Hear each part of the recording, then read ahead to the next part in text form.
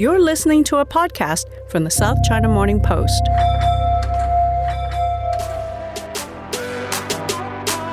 Hello and welcome to the US-China Trade War podcast. I am Finbar Birmingham on the political economy desk here at the South China Morning Post. It is Friday in a week in Hong Kong that has been defined by storms, political, meteorological or otherwise. Typhoon Hagos blew through town this week, but officials seem to be more concerned by Hurricane Trump. Last week we told you that the US president ruled that goods made in Hong Kong would have to be relabeled as made in China if they're exported to America.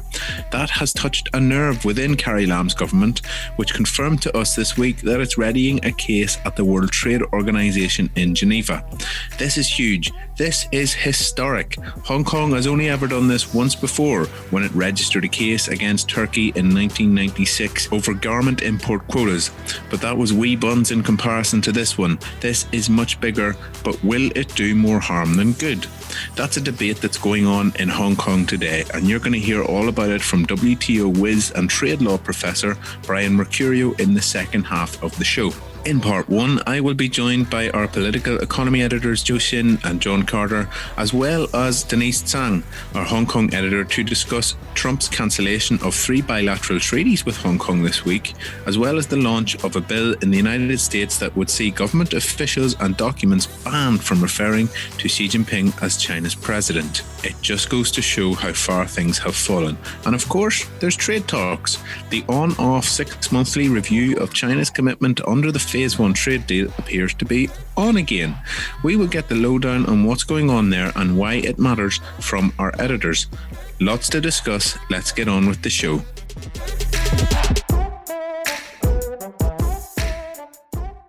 Delighted to be joined today by Denise Tsang, our Hong Kong news editor, Zhou and John Carter, our political economy editors, in what has been another busy week in the US-China-Hong Kong dynamic.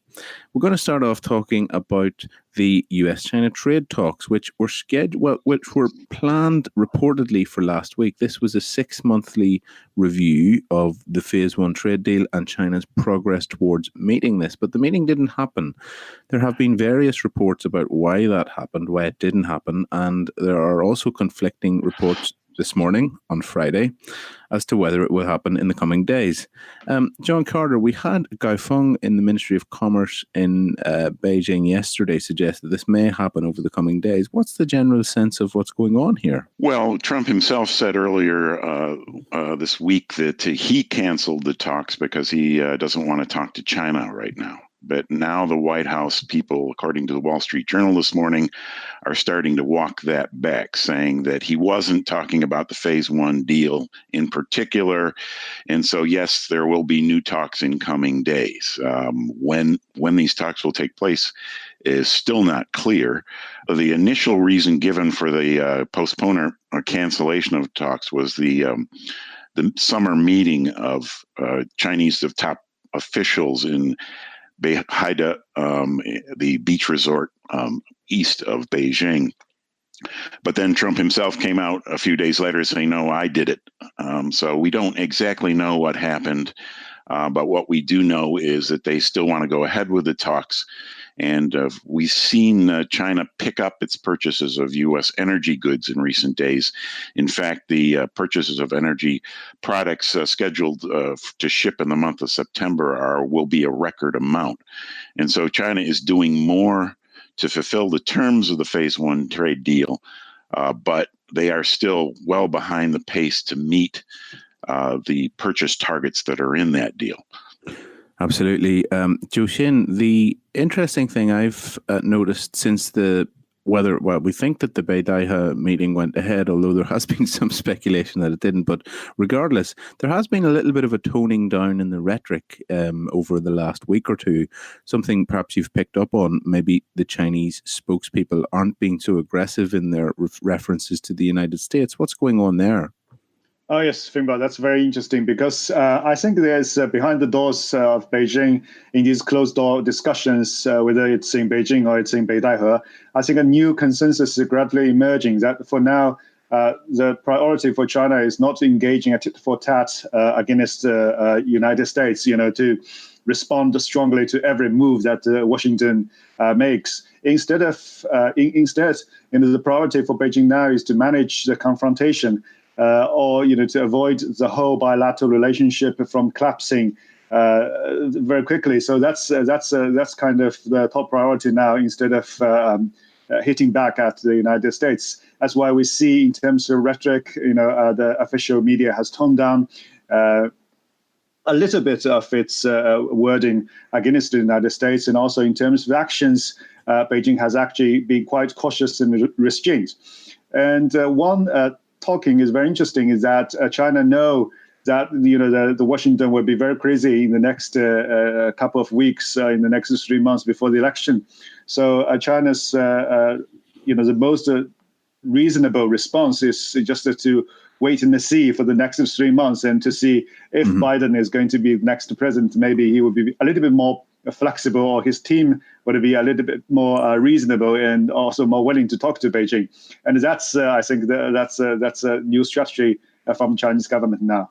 Yeah, interesting point there, Zhou. Like they've decided not to try and keep up tit for tat, because if they did, then they'd be very busy. There's a lot of stuff going on at the moment, and Hong Kong is getting pulled further and further into this every week. Denise Tsang, we've seen this week number of things. The main, perhaps one, is the cancellation of 3 bilateral treaties that the United States had with Hong Kong. Denise, tell us a little bit about these 3 treaties and whether this is as big a deal as people are worried about. Yes, the 3 agreements at stake is the agreement on the surrender of fugitives, the transfer of sentenced persons agreement, and agreement concerning the tax exemptions from income derived from the operations of shipping companies in both jurisdictions. So overall, these 3 things are bilateral, they agree between the US and Hong Kong. And the Hong Kong government has been saying this is affecting the US more than Hong Kong, because, for example, on the transfer of fugitives, since 1998, when the transfer of fugitive agreement took effect, there were 69 people that Hong Kong sent back to the US. But on the other way around, there were only 23. So in effect, so the government was saying this has affected the US more. While in terms of shipping companies, that means the US companies will have to pay double taxation. 4% of the gross income they earned in the US shore, and also 16.5% profit tax they earned in Hong Kong. So at the end of the day, it's not a win-win situation. It is a lose-lose situation. This is what the stakeholders were saying. We just woke up to the news today in Hong Kong that a very interesting bill has been lodged in the US called the Name the Enemy Act. This is a bill that would stop any US government documents or officials from referring to Xi Jinping as China's president. Instead, he would have to be referred to as the General Secretary of the Chinese Communist Party. John, Zhou, Denise, this seems to sort of spiraled out of control slightly. This is a little bit of a left field piece of legislation. What's your initial thoughts on this? Well, I don't think it has legs, first of all. I think it's just a sign of the times. It's an emotional thing. I would be very surprised if it ever passed Congress. Having said that, the fact it's introduced is an indication of the sentiment in Washington, which is very anti-China at the moment. Zhou, how will this be greeted in Beijing? Yes, that's a very interesting thing, Bob, because the General Secretary is more of the most commonly used title for Xi in domestic China, because if you're a Communist Party member, you address Xi as General Secretary, and also, of course, in most of the domestic occasions, the first title to address Xi is always the General Secretary of the Chinese Communist Party. And in official kind of capacity, and then in kind of like in international occasions, and the Chinese for Xi is the chairman of the People's Republic of China, right, as the head of the state. So the president is really never, in Chinese sentences, 总统 is never appeared in China. It's always chairman or general secretary. So it's very interesting that, but for this time, the United States was trying to make this title kind of like an allegation saying the Communist Party's legitimacy is not right there, or have these kind of implications. But this, in Chinese context, it's absolutely the opposite. Addressing Xi as a general secretary or the chairman does not have any implications about legitimacy. Just to call the spade a spade. Absolutely.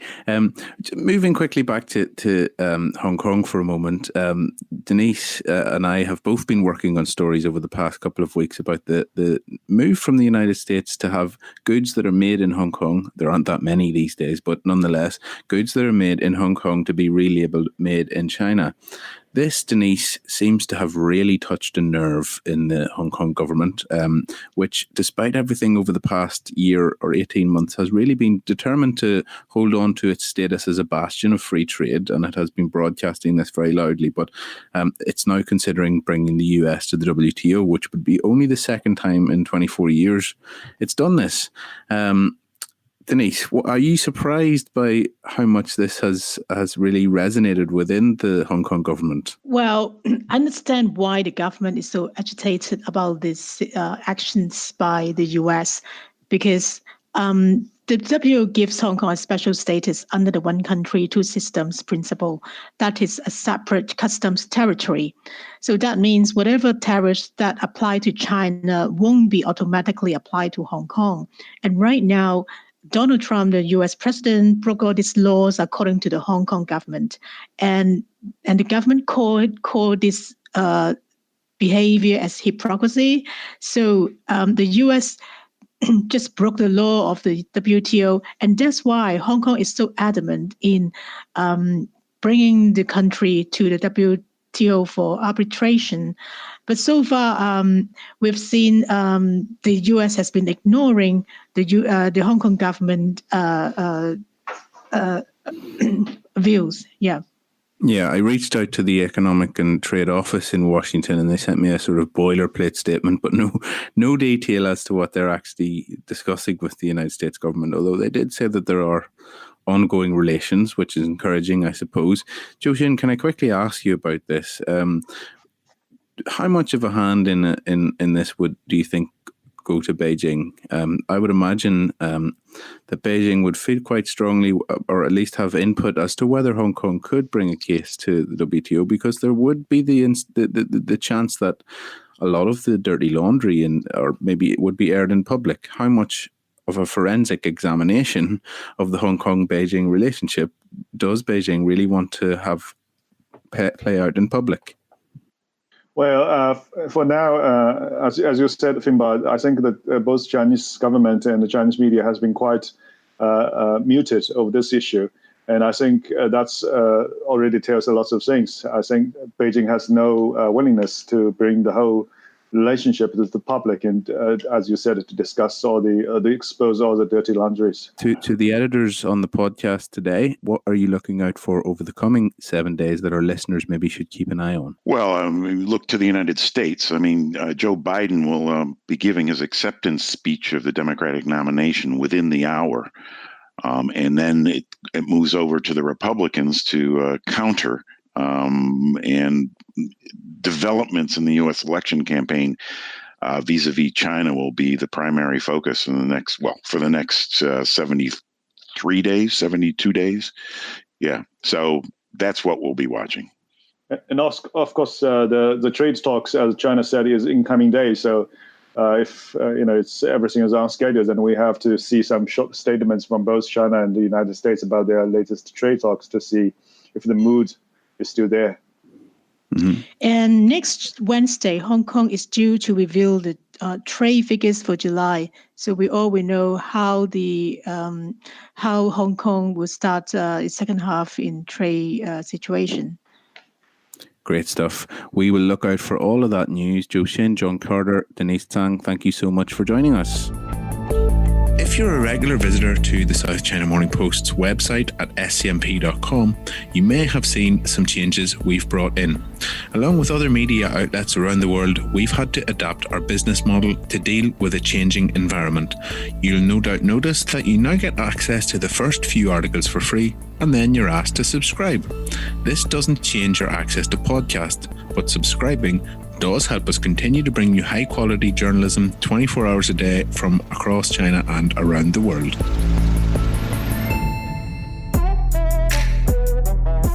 Coming up now, you're going to hear more detail on the debate going on about Hong Kong's potential WTO challenge over the relabeling as Made in China affair. Bryan Mercurio is a professor at the Chinese University of Hong Kong. He is an expert in this sort of thing, and he will be able to break it down in much more detail.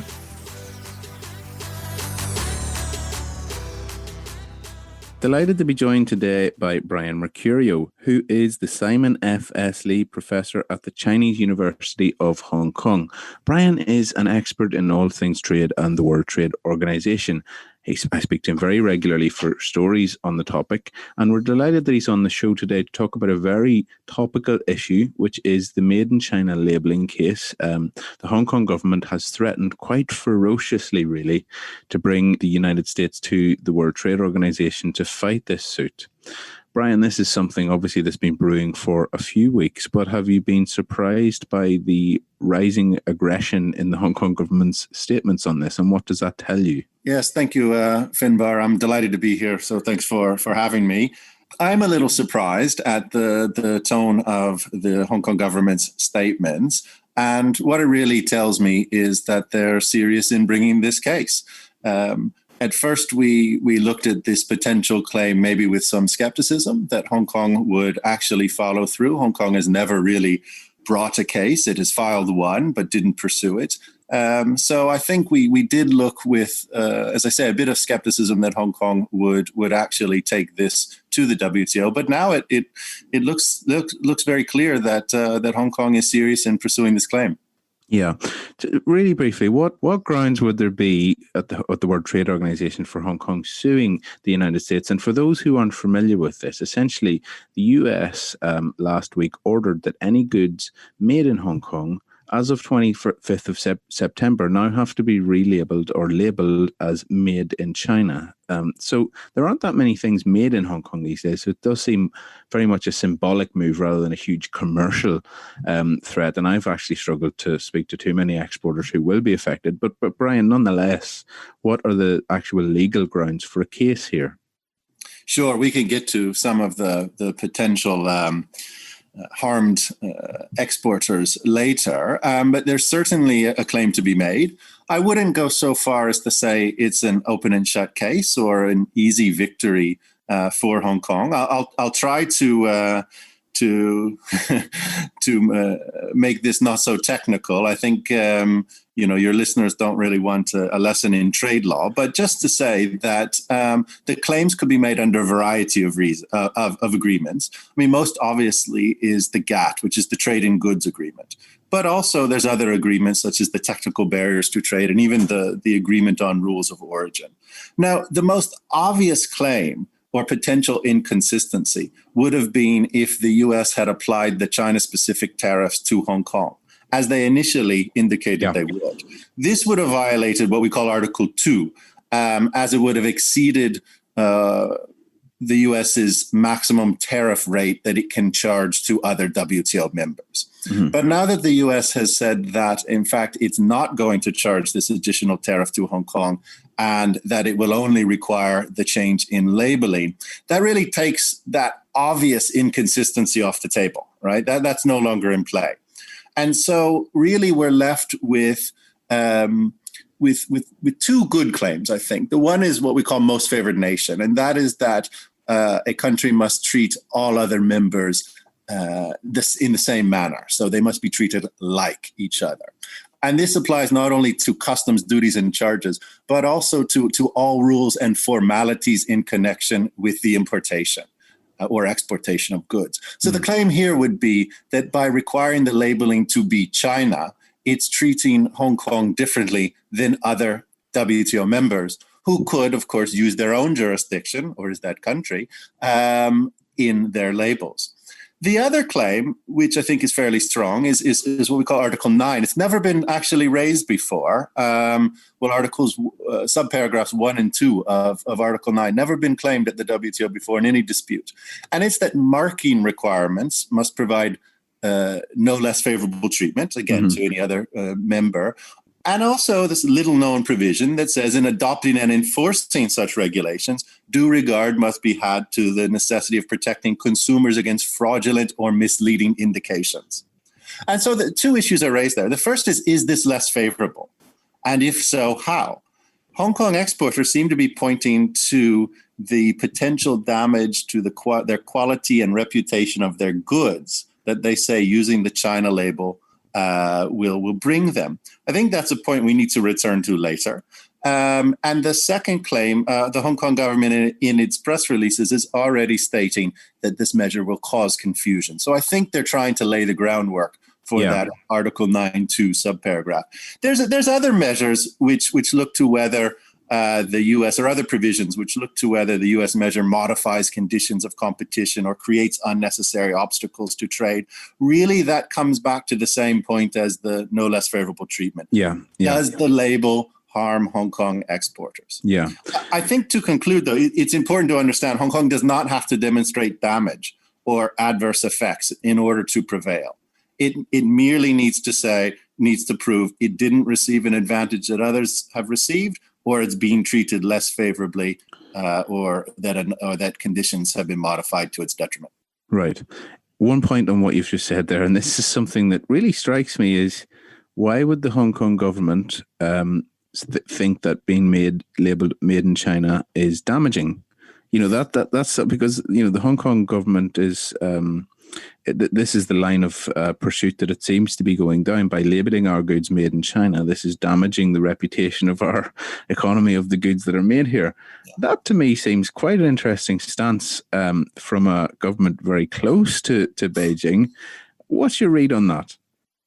Well, I think that it's really interesting, and this is going to put the Hong Kong government and the lawyers in a predicament because if Hong Kong does prevail, actually damages will need to be calculated in order for Hong Kong to retaliate should it prevail and the US not remove the measure. Likewise, as I just pointed out, it seems the track that Hong Kong is going down is this reputation argument, which means it will come up in the claim itself. So is there harm? I mean, would Hong Kong really make the argument that it's being harmed by using the China label? And the second point there is it even true? I mean, China's reputation, if it does have a poor reputation for quality, it hasn't stopped it from becoming the number one exporter in the world. So I even wonder if Hong Kong will make that claim, given its close ties, and as every press release tells us, it's an inalienable part of China. And the second part is it even a winning argument? Because, China has thrived, if you want to say, despite its reputation. You did mention Hong Kong's minuscule exports. I looked them up to the US. It's around $500 million a year in exports that are actually Hong Kong goods as opposed to re-exports mainly coming from China. I mean, for perspective, China exports around $1.3 billion worth of goods per day to the U.S. Right? Right? And the U.S. sends $30 billion worth of goods annually to Hong Kong. So it is a really small amount of trade that we're talking here. Yeah. I want to ask you, Bryan, about some of the maybe arguments against bringing this case. I mean, I've been writing about this and speaking to a lot of people over the last week or two. A lot of people think, right, you need to stand up to the US, because if you don't draw a line in the sand now, then, or if you don't punch a bully in the face, then they're going to keep coming back for more, right? So if you don't stand up to Trump now, he's just going to come back with another thing, and maybe some other trading partners will also think, well, maybe we'll do this as well. So that there's a real strong lobby in the city to, lay down a marker. But there's also arguments against this. One being that how much of your relationship with Beijing does the Hong Kong government want to lay out in the open? Where do you stand in this debate? I would exercise caution if I were in the Hong Kong government now or advising them. I think the case has a reasonable chance of success. That being said, there are potential cases that could be brought on a daily basis to the WTO. Governments do not run and litigate at first instance. And sometimes they allow inconsistencies to remain. And the reason is, of course, the law is not everything that matters. Even economics is not the only thing that matters. Political calculations do have to be taken into account. So I think there are a number of reasons why Hong Kong should exercise caution, some political, some economic. I mean, it may win, but if we look, as I said, the damages are going to be very small and difficult to quantify. So the case is really going to be on principle. And sometimes governments do want to bring cases on principle as opposed to economics. But that being said, if you bring a case on principle, what are the potential consequences? As you mentioned, this will expose the unique relationship with China that Hong Kong has with China. And I think the US will take the opportunity to exploit and further investigate how much control Beijing actually does have on Hong Kong. This is the dirty laundry that perhaps Hong Kong and China won't want exposed. The US may not comply, right? As I said, if the US doesn't comply, then what? Does Hong Kong pursue damages, what we call retaliatory measures? And that essentially means Hong Kong will be able to lift tariffs, to raise tariffs on US exports to Hong Kong. Now, at that point, who is that going to hurt? It's obviously going to hurt Hong Kong consumers. The Hong Kong market is very small for US exporters. By applying retaliatory measures, Hong Kong is not going to damage the US at all, right? There's no economic weight there to force compliance. But it will raise prices for Hong Kong consumers. And if Hong Kong chooses not to actually impose the retaliatory measures, they win a case, but don't do anything, that may actually put Hong Kong in a worse position than, in fact, having not brought the case in the first place. I do understand the point that, you can't let others simply ride over you and that a stand must be taken. And I think we've seen that with President Trump in the US, that, you give an inch and he will want a mile later on. And so there is a risk of that. But I think, again, I would exercise caution because, at worst case, in fact, the U.S. could seek to could escalate and retaliate with further measures, maybe hit finance or the shipping industry. And certainly the worst case would be the U.S. could push to isolate Hong Kong and seek its withdrawal from the WTO. Totally. Don't kick the hornet's nest is what Michael Cartland told me this week. He's the guy who was the head of the Hong Kong delegation to the GATT in 1986 when it became a member in its own right. So, look, it's a fascinating debate. I'm going to keep following it, and I think we will see more on this over the coming weeks, and we'll speak again. But for now, Bryan, thank you so much for joining us on the podcast today. Great. Thanks for having me, Finbar. Thanks for listening to this week's podcast. I've been Finbar Birmingham from our political economy desk here at the South China Morning Post. Please take a moment to like, share and subscribe to the podcast wherever you're listening, and you can keep up to date with all of the latest news about the issues discussed in this week's show at scmp.com. We didn't even have time this week to talk about one of the massive issues of the day. Huawei has been banned further from accessing US goods. That is massive. But luckily, we have another podcast which does a deep dive on that. Check out the Inside China podcast within the SCMP stable. You can follow us on Twitter at SCMP Economy. I am at F Birmingham. That's Birmingham with a BER, not like the city. We'll be back, same place next week. Wash your hands, keep your distance, wear your mask, and take care. For more podcasts from the South China Morning Post, head to scmp.com, where you can hear more about technology, trade, culture, and society.